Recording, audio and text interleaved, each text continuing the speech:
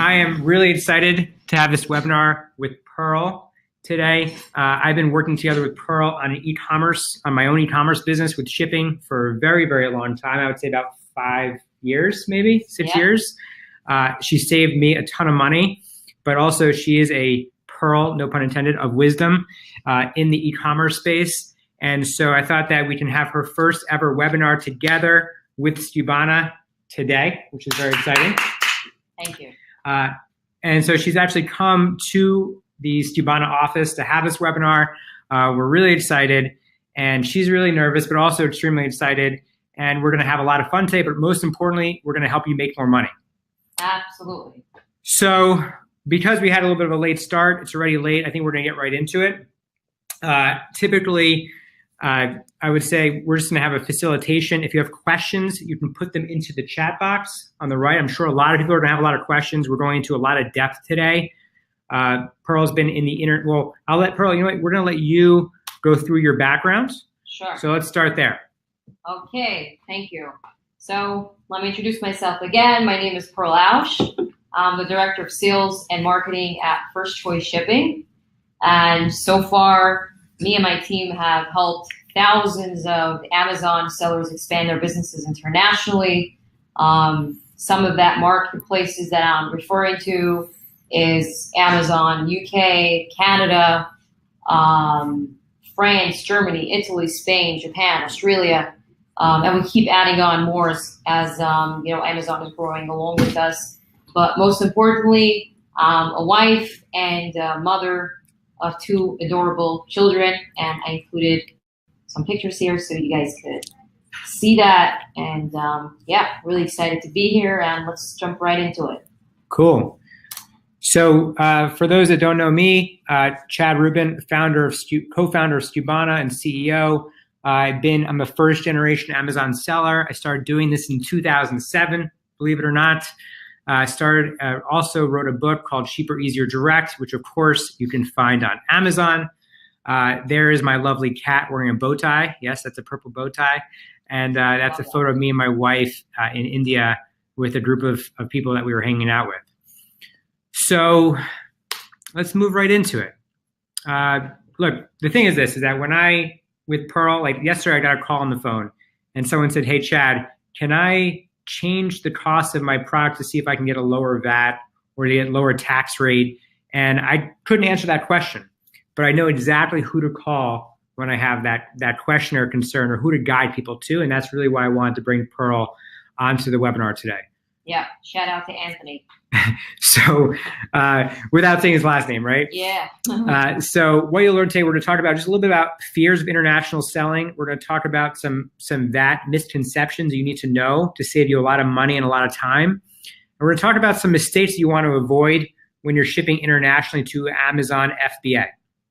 Now, people that I bring on to do webinars with, I like to break bread of who I do business with. And so I actually do business with First Choice Shipping with my own Amazon account when I'm actually shipping to Amazon, or when I'm bringing samples in from international into the United States. And I save a ton of money. We're going to talk about all that today.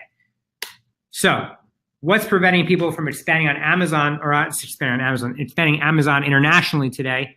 Pearl, why don't you take this? Sure. So, you know, there's many different reasons why sellers are not even going to get started, or even when they start, they're going to give up really fast. So even, you know, either it could be they get a shipping quote and the shipping is absolutely outrageous, and they make a calculation and they see right away, okay, this is not going to work for me. You're just going to be losing money from the shipping. Some of them will get really scared on the whole VAT thing. They think it's a whole big deal. And once they look at the paperwork, they see like, okay, there's pages and pages. Where do I start? Let me not bother. Let me not start with that even. Sometimes the language barrier will scare you.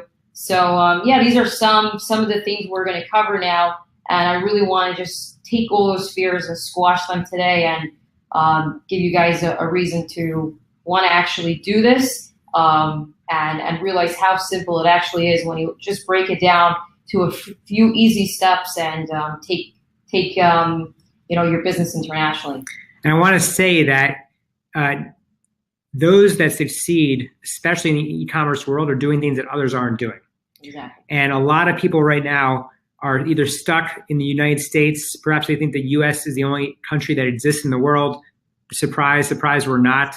There's actually more than just selling in the United States. And so a lot of competition doesn't go abroad or internationally because there are all these fears that we're showing you on the page today. Yeah. But in fact, it's a lot less competitive. Right now, there's, I don't know, 2 million sellers on Amazon US right now. Yeah. But there's a lot of people that aren't going international or are scared to do it. And we're going to alleviate that today. Absolutely. Saul wrote in no video and sound, but I think we've already covered that. I think everyone can see us. So we're going to keep moving. Perfect. Okay. So just to jump on to the point that Chad just mentioned, just to give you a number of what you could be looking at. Let's say if you're expanding to just the EU, you're looking at an additional 52 million people that are shopping online, especially at Amazon, and you're going to be opening yourself up to so many new buyers. So just to give you a number of what you're looking at in terms of sales. Well, let's talk about VAT, because a lot of people get scared about VAT. Yeah, let's go right into it. Because like that's a big scare for me was like, how do I do the VAT? What do I do? What the hell is VAT? Can you just share what you're seeing? Like literally off the cuff, you know this stuff. Absolutely. Okay, so let's just break it down from the very beginning. So what is a VAT number, right? So a VAT number is like a tax ID number in the U.S. The way the UK government could keep track of whatever taxes you paid them, whatever taxes you owe them. So they have a good calculation of what's going on. So that's what VAT is, right? Just to give you guys an idea, it actually stands for value added tax. So you know what that means. So when do you actually need to pay that? When does that happen? Okay. When? So there's actually going to be 2 times that you're going to have to pay VAT, but let's not get scared that there's going to be twice. Let me explain to you exactly how that actually works. So the first time you're actually paying VAT is when you're shipping your goods into the forwarding countries. So you're going to be paying import VAT, right? So I'm shipping out a shipment going to Amazon FBA, and I need to pay taxes at the border off the value. And do I need to have a VAT number already, or? Absolutely. So before you could actually start selling, you need to have a VAT number to legally be able to start selling on Amazon. Amazon actually will require you to have the VAT number before. And by the way, later at the end of this presentation, you're giving out a free VAT number, correct? Oh yes, stay till the very end, so we could give you that's a huge incentive. So when you're shipping in, you're going to be paying import taxes. So what is the tax amount that you're usually paying? Across the board, when you're shipping to the UK, for example, it's 20%. If you're shipping, let's say, to Canada, you're looking at between 5 and 13%. And it's 20% of the cost of the goods you're sending, correct? Great question. Yeah. So a lot of sellers, this is like the biggest question I get when they're actually creating their first shipments. What is the value that I'm putting in? Some sellers by mistake will put in the full value of what they're actually selling the goods for, which you don't need to do that because you're actually sending it to Amazon first and they're going to be selling your goods. So you're going to put in your cost, and that's what the amount of taxes are going to be coming. And that call that we got yesterday, can you lower your cost of what you're to pay less on the VAT? Like, what are you seeing? Give us like the real deal. So that's a good question. So if you have your own branded product, it's really up to you what the cost will be. Obviously, from a legal perspective, I can't tell you what to write on your invoices. But just use your head and make sure it makes sense. As long as it makes sense, you'll be fine as far as taxes go. So that's the first step of paying taxes, right? Step 2: when are you going to pay the other taxes that I was referring to? So what I was referring to by paying twice is you're going to be paid your sales taxes, right? After every quarter, you're doing sales. You owe the UK government, also known as the HMRC. You owe them money off your sales. Now, they're really nice about this whole thing of actually paying twice. So what they do is they actually give you a credit towards your sales tax from whatever you paid them when it came into the country. So let's say today I'm shipping out something, I paid $20. on taxes. And it comes the end of the quarter, I owe them $100. They're actually just going to give me a bill for $80. So essentially, you're laying out that money when you're shipping your goods in, but you're going to get that back when you're actually going to file your taxes. So just a tip to put in here, you sometimes might have that your accountant or whoever's doing your filing will ask you to get from your shipper a form called a C-79 form. Okay. That form will clearly prove that you paid the HMRC those taxes, Got it. and that's how they could claim it back at the end of the quarter. Okay. Is there anything else we need to cover on that? So it says here on the slides, identical to the U.S., right? It's kind of, is the VAT, so someone wrote in the comments, the VAT is not a tax ID, but you do need VAT to actually file taxes with the HMRC, correct? Exactly. You cannot. You're not a legally registered company in the EU if you're not going to have a VAT number. Okay. So what do you pay? We covered that. 2 VAT scheme options. Yes. Let's cover that because some people are thinking 20%. Wow, that's a big number. So there's 2 VAT schemes actually. There's one the 20%. You're paying 20% when it comes into the country. You get that reimbursed when you're paying your sales tax. Sales tax will be 20% as well. There's another plan that they actually allow you to start with, which is great for beginners or very sellers that do like very high margin products. So that VAT scheme is pretty much the rate is 6.5% for the first year, and for the second year it's 7.5%. Okay. The catch to that is that if you exceed over $230,000 in sales, you fall off that plan and you go right on to the one that's 20%. So you have to make sure you're not exceeding more than $230,000 within that year. So if it's a high selling product, you want to do that second scheme you're referring to. Yeah, you want to do that at least when you're starting at least might as well take advantage of it. After 2 years, it'll automatically thrown off that and you go on to the 20%. And what about this? You don't have to do that if you're under a certain dollar value, right? So that's bogus. Actually, people think that's a true thing. Okay.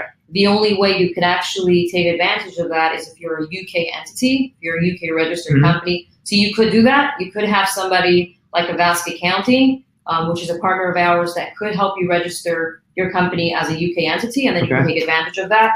And you wouldn't have to get, you wouldn't have to pay any VAT up to around $80,000. Interesting. All right. So there's options for everybody that's listening today. Yeah. Someone said, where can you get a C-79 form? So if you're using, let's say, DHL, which is one of the carriers we work with, you would be able to get that C-79 form along with your bill, as well as every major carrier will have a C-79 form. That's something that you should easily get. Cool. All right. Anything else here we need to, only that needed where goods are stored, trick, use EFN. Let's talk about that. Sure. Okay, so if you're doing the EU, which marketplace should you start with? Should we start with all marketplaces like France, Germany, Italy, Spain? Should we do that? Yes, you absolutely should. And I'll teach you how you can easily do that. But what I would tell you not to do is do not get a VAT number in each of those countries. You don't need to do that. Okay. Why don't you need to do that? So Amazon has a great program. It's called the EFN, which is the European Fulfillment Network, which basically means that you could just ship into one country, like the UK, for example, and then anybody that's purchasing from, let's say, Germany or Italy, Amazon will take the inventory you have in the UK and they'll ship it to the customer in that forwarding country for a small fee. And the great thing about that is you legally only need to get a VAT number wherever your product is stored. So if you're only storing in one of those countries, you only need a VAT number there. So, and is that the unified account? Is that the same thing? Exactly, yes. Okay. So it's not the pan-EU option. Don't mix that up with the pan-EU option. The pan-EU option would actually need to get a VAT number in each of those countries, because what Amazon is doing is they're taking inventory from the UK and they're distributing it throughout the EU. So it's pretty much like you're storing product in all those places. So you're actually legally required to have. So how do you get this Amazon EFN? That's it. It's easy. You just go on to Seller Central. You just ship it to one place. Do not activate the pan-EU option, but activate all your accounts like Spain, Italy, Germany, France, and automatically anybody from those countries will be able to order. Awesome. Yeah, it's cool. great. It's a great program they have. Someone just asked again, what is the C79 form? You mind just telling them one more time? Sure. So the C79 form is a form that you're going to have that will clearly state that this and this VAT number paid the taxes when they shipped it into the UK, for example. So you're able to prove that you paid it, and like that, you're going to be able to get it reimbursed when you're actually doing your sales taxes. Cool. All right. Anything else you want to cover on this topic or the questions that came in? Take a look to see if there's anything we didn't cover. Sure. Let's see the questions. So does VAT cover all Eurozone, including the UK? You said that you can use one VAT number, say filing in Italy, to cover the rest of the zones, correct? You just need one if you're storing it in one place. Okay, cool. Yeah, one country. So just start off with the UK. And a good tip is, if you're looking through your orders and after like a couple months you see a lot of orders are coming from Germany, for example. Obviously, there's a big demand in Germany for the product that you're selling. So I would recommend taking a step further and actually shipping product into Amazon Germany, because Amazon is going to optimize your listings better because it's closer to wherever they're shipping it to. Yep. So it might be worth it for you to invest in another VAT number for Germany, and ship your product directly there. So that might, just monitor where your orders are coming from. It's a very strong product. So it might be something that you would rather just start with Spain and not with the UK. And, if your product is in Spain, Amazon the same way will be able to distribute it to any customer anywhere. I'm wondering if you can use like Google Trends and see, and if you put in like the Google Trends, like the word toy, and translate that word to see what the search volume is. So you actually help that make a decision. Because a lot of people don't know, like I know that vacuums are really, really prominent in the United Kingdom. Right. But like if you look at other European countries, they just use water and a mop. Yeah, right. That's true. That's true. So, but you have to be careful because they have different words for different things. Like, for example, a gift basket, they call it a hamper. Yeah. So you have to research. Vacuum, they call it a Hoover. There you go. Yeah. So you have to really research to see what they use in those countries, and don't mix anything up, because you might be shipping something in that's really selling well for other buyers, other sellers, and all of a sudden yours is not moving. Just look to see what keywords everybody's using, and you'll figure that out, fairly fast. A few other questions, and Pearl will be available. She'll give all her contact details at the end of this webinar. A few others to just cover. Again, this is not just about VAT. We're about to show you some serious mistakes you can make in the process of shipping to Amazon. Absolutely. So someone said 2 VAT schemes. Can you clarify? Can you just clarify those 2 VAT schemes again? Like, how do you find the VAT schemes? How do you pick them? Who do you go with to figure that out? So I highly recommend using a Basket Accounting, which is a partner of ours, to get the the real good insight on what these 2 are all about.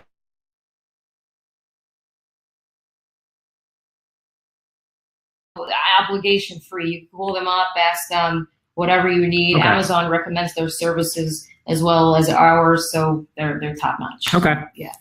How does Amazon collect that upon the sale? Yes, they do. It's already included in the price, so make sure you're marking up your product. It's different than in the US, so make sure you're marking it up, whatever your cost is, because you don't want to lose money.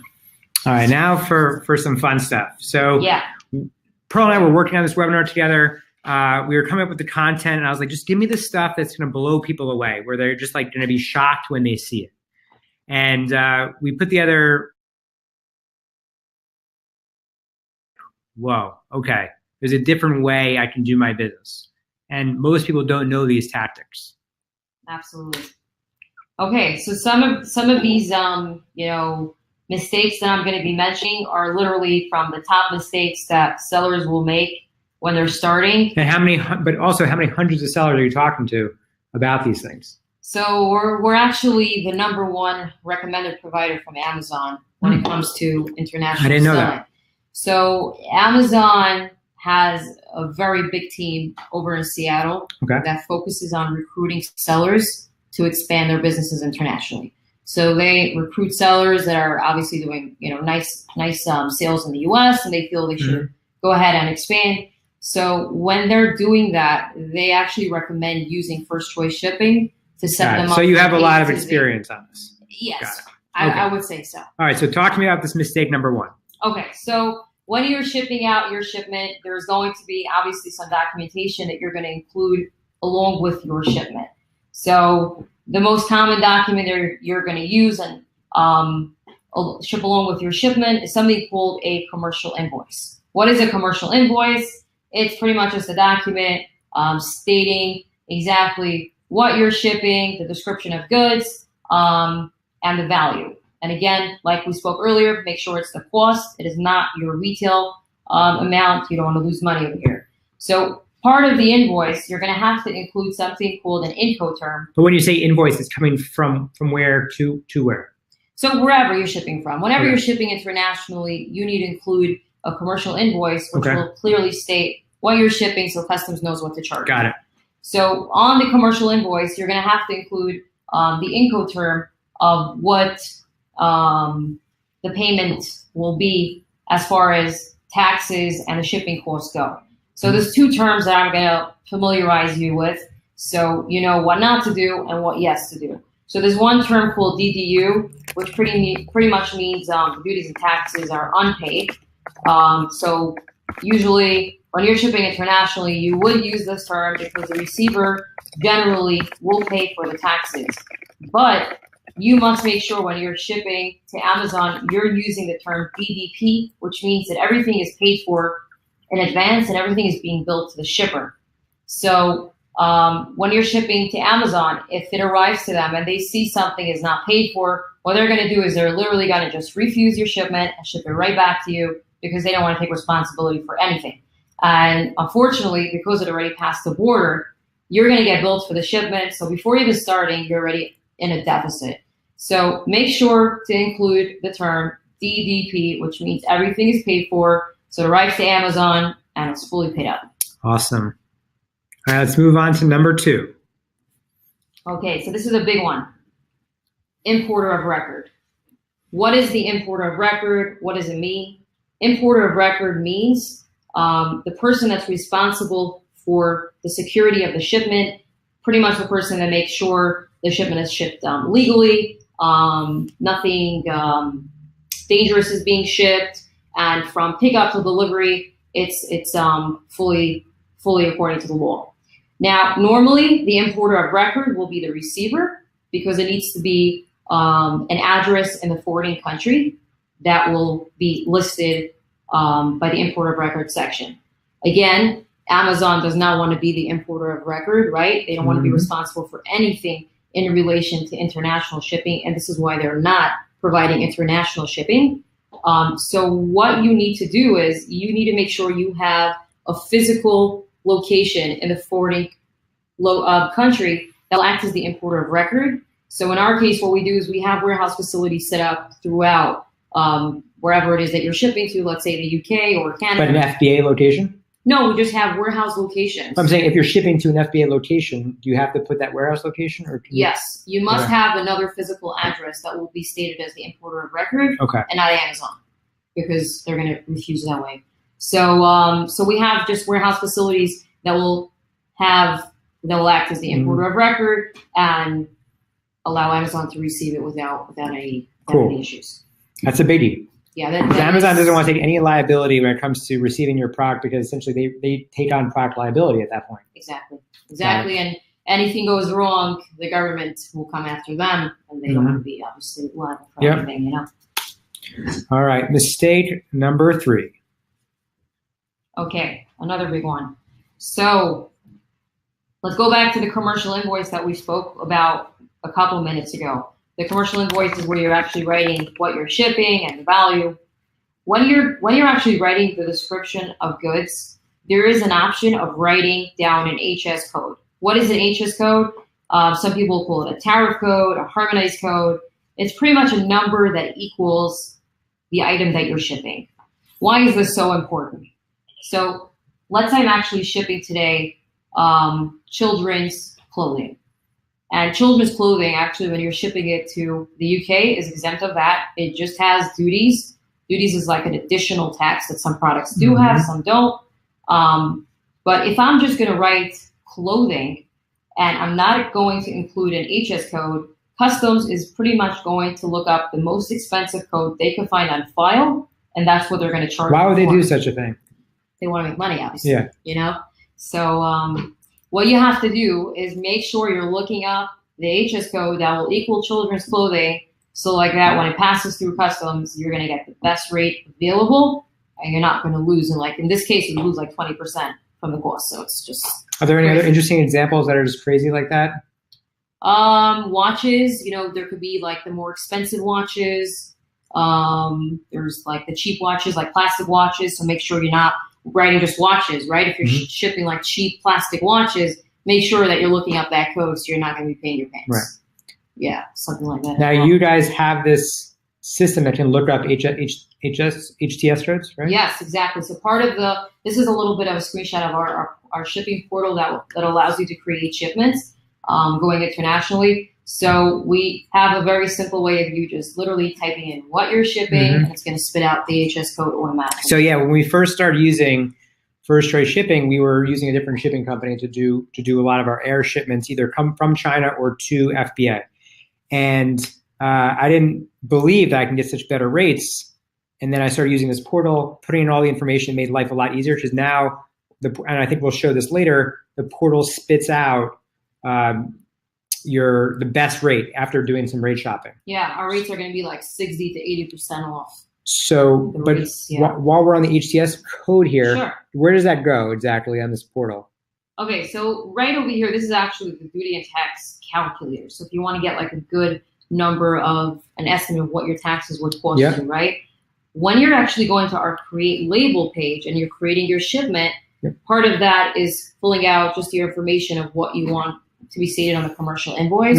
So we have like an extra field that you would just type in what you're shipping, and right over there it's going to spit out for you the HS code. Awesome. So Allison, you're going to see how you find it. You can also, I think you can probably Google HS. Is it HS or HTS?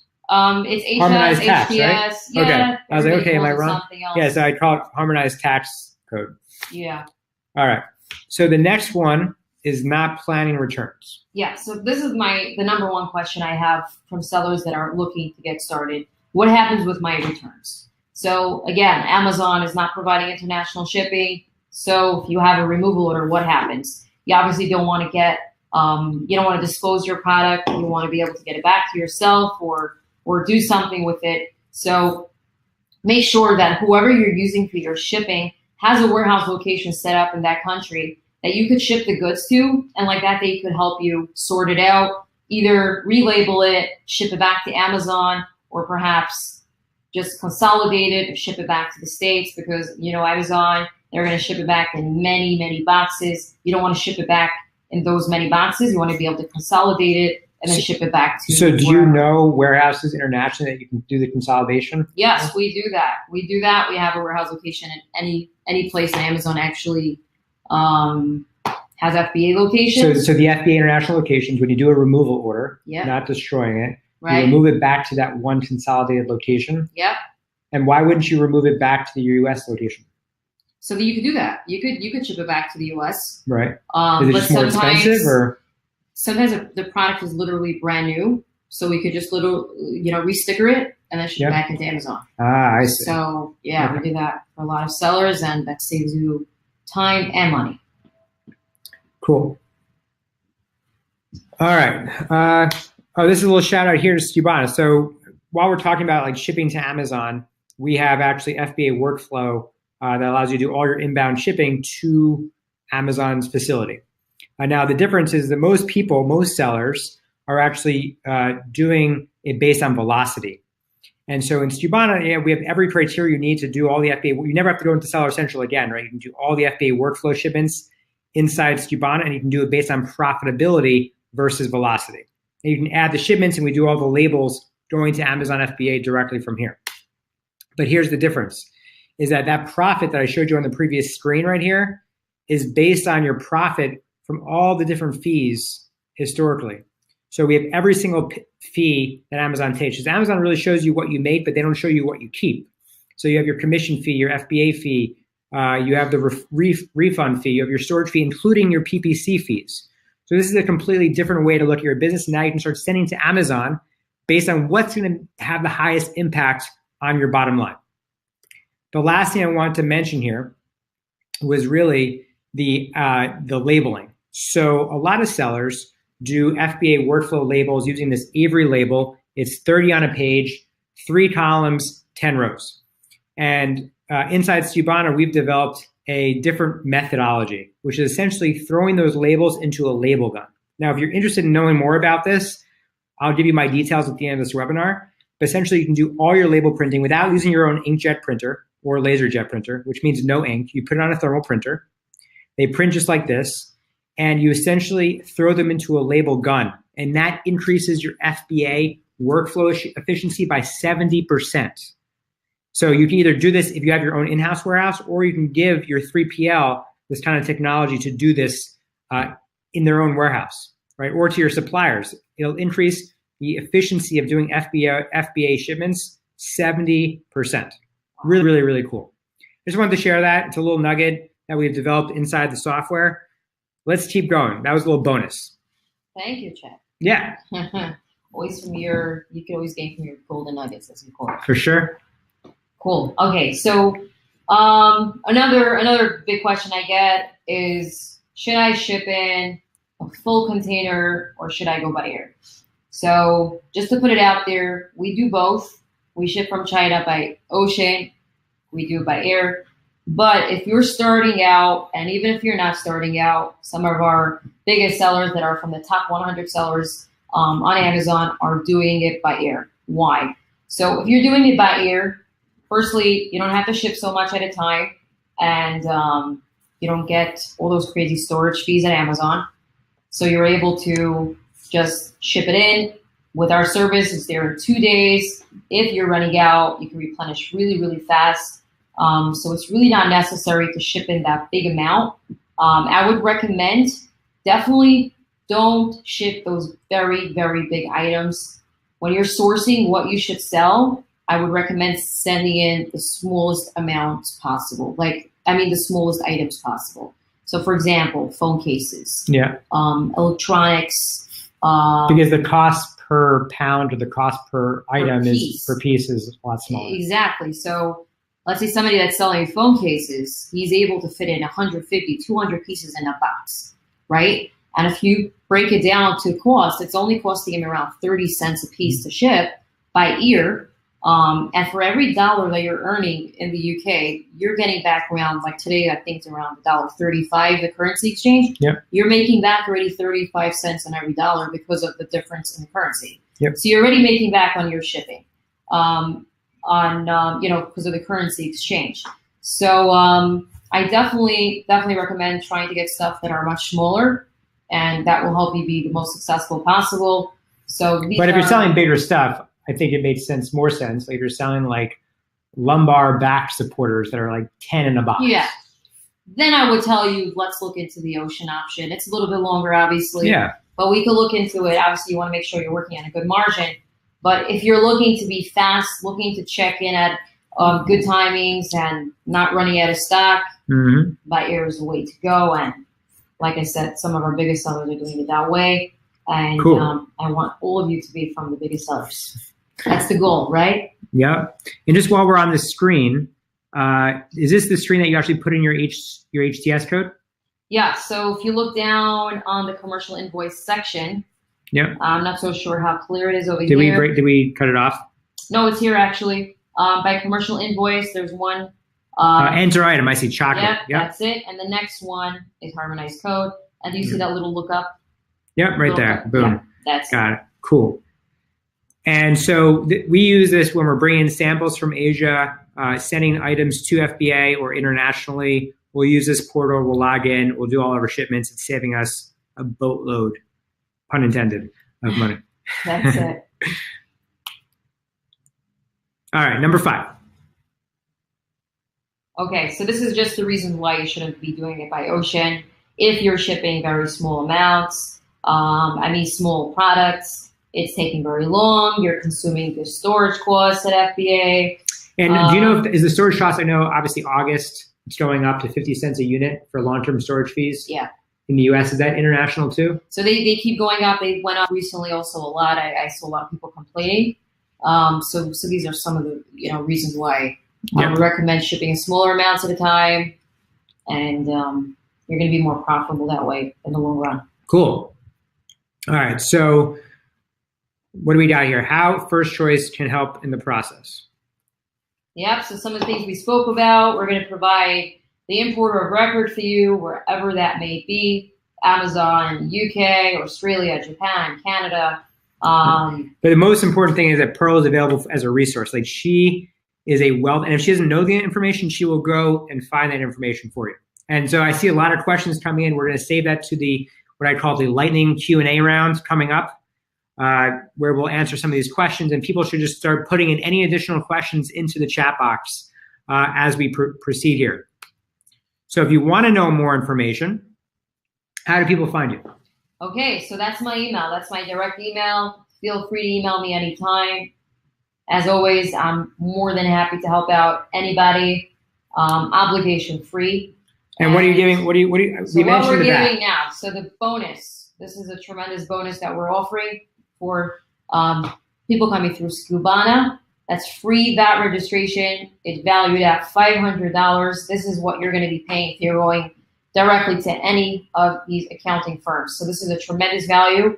Take advantage of it. We'll get you the VAT number set up. Once you have the VAT number, we can even actually get you a Seller Central account from Amazon, because we work with a team very closely.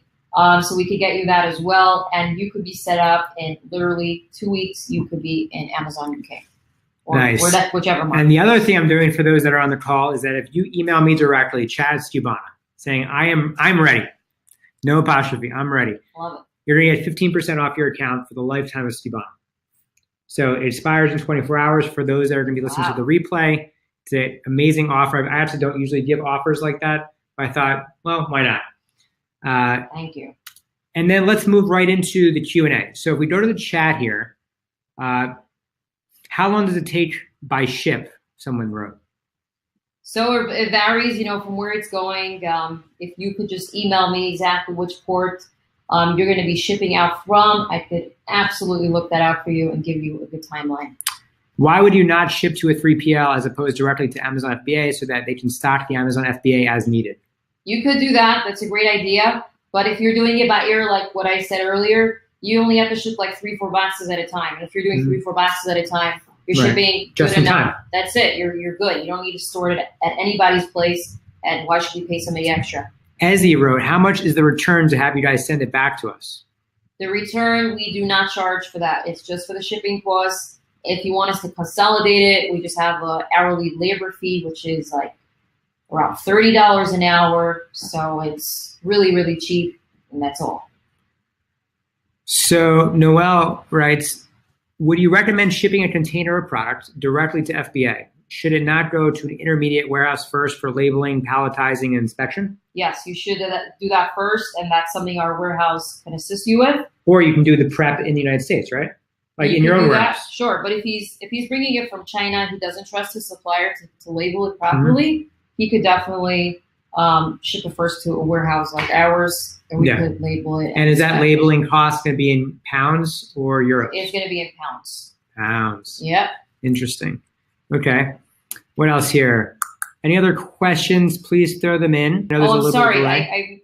Pounds, it's actually maybe US dollars. US dollars? Yeah, we only bill in US dollars. Oh, okay. Yeah, my bad. Good. That's a good thing to know. Good correction. Good save there. All right, what else here? Alexander is asking, will there be a guide for Canada? Canada, yes, we could do another webinar, but exactly what I told you right now, you could apply it to Canada. The difference is that in Canada, it's called a Canadian business number versus a VAT number. We do that all in-house. We could get you the Canadian business number in a couple days, and the same process. Literally, you could be set up in no time. And can you use your portal for Canada as well? Does it do the rate shopping? I don't think we've used it for that. Yes, we could do Canada as well. Really, really cheap. We do with UPS. Just to give you an example, it's only 99 cents a pound. Alexander, US to Canada seller fulfilled Prime. Throwing that out there. Yeah, we do that too. We could offer that. It's just I wouldn't recommend it as much as FBA because you need to be paying the taxes on the customer's behalf. So it could be really costly. Remember, like we spoke about earlier, if you're going to be paying, if you're doing FBA, you're declaring the value off your cost. if you're selling it directly to the customer, you have to put the value of what you sold it for, so the taxes are way higher. So just have that in mind. FBA will always be cheaper than doing seller fulfilled. All right. Let's see, a few more moments here. Is there anything that I forgot to ask? I know we were talking before we got started on the webinar, Chad, remember? Remind me this. I think we covered it in Canada, right? Yeah, I think we covered it. Yeah, exactly. Alexander, thank you. We wanted to speak about Canada. So somebody wrote, why label for FBA when you can use UPC already on packages? So a few things. I do a ton of kitting and bundling going to Amazon. So I call them like phantom SKUs. Essentially, you buy this case in a one pack, right, which costs, say, $6.99 to buy the one pack, but I want to increase my average order value. I want to increase and upsell people to buy more at a given time. So we do a lot of kitting and bundling. So we do these pre-assemblies where we take that same SKU and pre-assemble them and create other listings for a 2-pack, a 4-pack, an 8-pack, and a 10-pack. Cool. Let's just give you an example. Or you can do kits, right? 2 dissimilar items.